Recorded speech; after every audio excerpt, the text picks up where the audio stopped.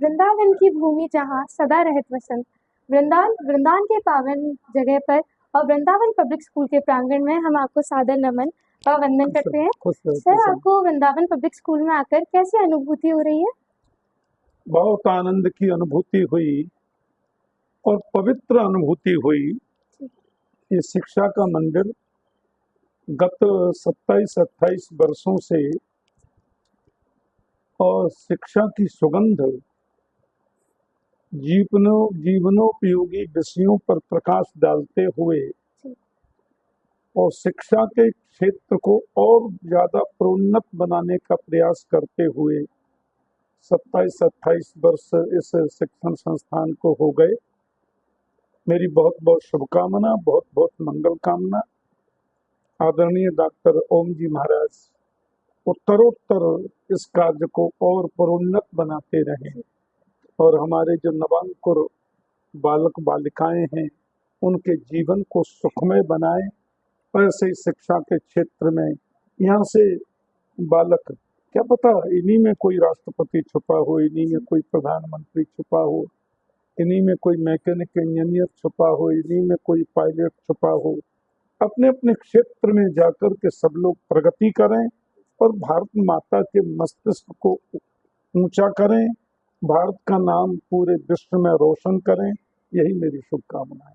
जी, आदरणीय, मैं आपसे यह जानना चाहूंगी कि एक विद्यार्थी के जीवन में अध्यात्म कितना आवश्यक है? देखो, व्यावहारिकता और आध्यात्मिकता दोनों दो पहिए हैं। हमको समाज में रहना है, गार्हस्थ जीवन में प्रवेश करना है, तो अध्यात्म और व्यवहार दोनों चाहिए। व्यवहार मीन्स कर्म और अध्यात्म माने आत्मचिंतन और भगवत स्मरण। गीता में कृष्ण ने एक बहुत मीठी बात कही है। वो कहते हैं, माम अनुस्मर युध्य च तस्मात् सर्वेषु कालेषु माम अनुस्मर युध्य च सर्वेषु कालेषु माम अनुस्मर। प्रत्येक काल में मेरी याद करो, अध्यात्म से जुड़ कर के रहो, लेकिन युद्ध भी करो। युद्ध मीन्स कर्म भी करो और मेरी याद भी करो, अध्यात्म से भी जुड़ो। हम केवल भगवान की याद करते रहेंगे, कर्म नहीं करेंगे तो कर्म सफल नहीं होगा, और हम केवल कर्म ही करते रहेंगे, भगवान को स्मरण नहीं करेंगे, अध्यात्म से नहीं जुड़ेंगे तो भी कर्म सफल नहीं होगा। इसलिए माम अनुस्मर युद्ध से दोनों आवश्यक है।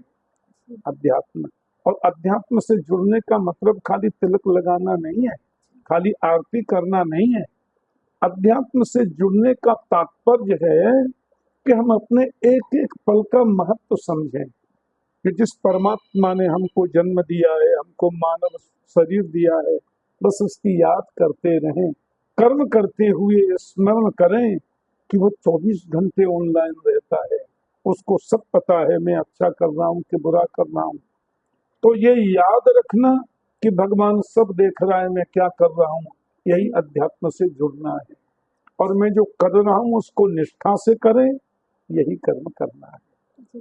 आदरणीय, आपको यह जानकर अत्यंत हर्ष होगा कि हमारे विद्यालय के कुछ छात्र अध्यात्म के मार्ग पर चलकर बाल कथा वक्ता और आध्यात्मिक वक्ता के रूप में न केवल विद्यालय को बल्कि पूरे ब्रजमंडल को सुशोभित कर रहे हैं। तो आप उन छात्रों को क्या संदेश देना चाहेंगे? बस और जीवन में खूब उन्नति करें। और देखो, जहाँ से हम प्राथमिक शिक्षा ग्रहण करके निकले हैं उस विद्यालय का कहीं न कहीं योगदान तो प्रथम रहता ही है। तो ये गौरव की बात है, आनंद की बात है। माँ भारती का उनको खूब आशीर्वाद मिलता रहे और वो जीवन के पथ पर उन्नति प्राप्त करें, मेरी प्रभु से यही अभ्यर्थना है। धन्यवाद सर, मैं पूरे वीपीएस परिवार की ओर से आपके प्रति कृतज्ञता व्यक्त करती हूँ। धन्यवाद। धन्यवाद बेटा, बहुत बहुत आशीर्वाद। आप शिक्षा के क्षेत्र से हैं, आप शिक्षा के मंदिर में भी उपस्थित हैं और आपको शिक्षा भूषण सम्मान से सम्मानित भी किया गया। तो सर, ये जो संजोग बना है उस पर आपको कैसी अनुभूति हो रही है? आज वृंदावन पब्लिक स्कूल वृंदावन में मैं इस शिक्षा भूषण सम्मान से सम्मानित हुआ। इस अवसर पर मैं ये कहूँगा कि वृंदावन पब्लिक स्कूल का ये जो प्रयोग है वो कहीं ना कहीं जितने भी शिक्षक साथी हैं, जितना भी शिक्षा जगत से जुड़े हुए लोग हैं, उनको एक सम्मान देता है और उनके द्वारा किए गए जो कर्तव्य के पालन है, उनके द्वारा जो समाज को दी जा रही सेवाएं हैं, उनको प्रोत्साहित करता है। वृंदावन पब्लिक स्कूल के जितने भी शिक्षक साथी हैं, जितने भी छात्र छात्राएं हैं और इस विद्यालय के स्कूल मैनेजमेंट कमेटी के जितने भी सदस्य हैं, उनको मेरी तरफ से इस तरह के आयोजन के लिए कोटि कोटि धन्यवाद। सर, आपको यह जानकर अत्यंत हर्ष होगा कि आपके आशीर्वाद से हमारे विद्यालय के छात्र जेईई, आईआईटी जैसे क्षेत्रों में सफल हो चुके हैं और उनका चयन आईआईटी बॉम्बे के लिए हुआ है। तो सर, आपको ये सक्सेस मंत्र देना चाहेंगे हमारे विद्यालय के छात्रों को? जिसके बारे में आप कह रहे हो कि विद्यालय को ये उपलब्धि प्राप्त हुई है कि बच्चे यहाँ से नीट के लिए सेलेक्ट हो रहे हैं, आईआईटी के लिए सेलेक्ट हो रहे हैं, एनडीए के लिए बच्चे सेलेक्ट हो रहे हैं, कहीं ना कहीं यह सिर्फ और सिर्फ शिक्षक और शिक्षिकाओं के जो द्वारा किया गया कर्तव्य पालन है, उनके द्वारा दी जा रही जो क्वालिटी एजुकेशन है, उसके बलबूते ये हो पा रहा है। लेकिन आज शिक्षा का जो मायना है, शिक्षा की जो मीनिंग है, that is quite different. If I talk about the education is not only to get the marks or getting selection somewhere else. Education is quite different in the sense आज हमें जो आपके जीवन जीने की कला है उस पर वर्क करना पड़ेगा। आज हमें जो मनोवैज्ञानिक जो तनाव है बच्चों के ऊपर जो रहता है, जैसे आईआईटी नीट में सेलेक्ट होते हैं, उस पर वर्क करना पड़ेगा।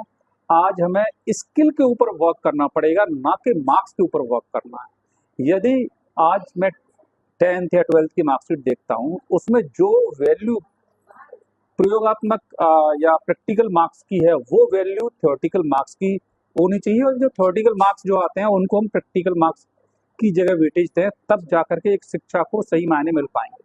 नहीं तो कहीं ऐसा ना हो शिक्षा केवल मार्क्स प्राप्त करने का एक जरिया रहे, इसके अलावा कुछ नहीं। तो शिक्षा को हमें कुशलता से जोड़ना ही पड़ेगा, आज नहीं तो कल। धन्यवाद सर, मैं पूरे वीपीएस परिवार की ओर से आपके प्रति कृतज्ञता व्यक्त करती हूँ। Thank you so much.